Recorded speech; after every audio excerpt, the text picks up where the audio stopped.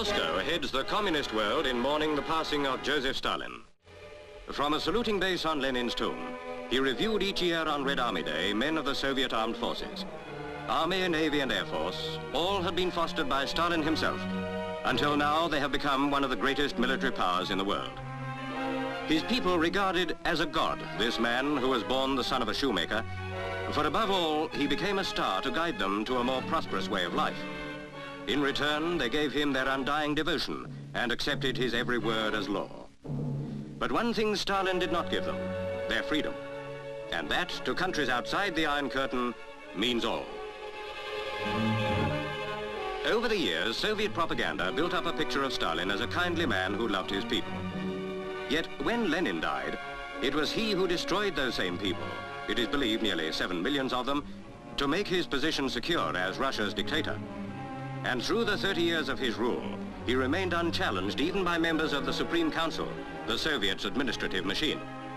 Of this body, Stalin was the chairman and held the reins so tightly that no decision could be taken without his approval. Thus, none could contest the power he held over 200 million Russian people.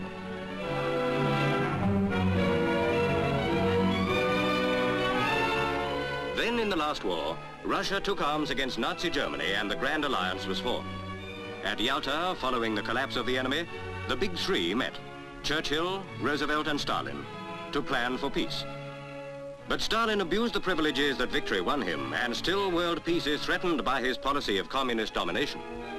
Russia herself has known fear in post-war days. 9 Jewish doctors were accused of murdering Zhdanov, once believed to be Stalin's successor. Now Molotov, chief of secret police Beria, and Stalin's right-hand man Malenkov are among those tipped as Russia's new ruler. Malenkov, reports indicate, seems the most likely to follow in the steps of his master, probably by methods similar to those adopted by Stalin himself, who had all his rivals liquidated to establish his initial power. Anxiously, the world waits for the name of the new Soviet dictator. Whoever shall occupy the Kremlin follows a man of genius.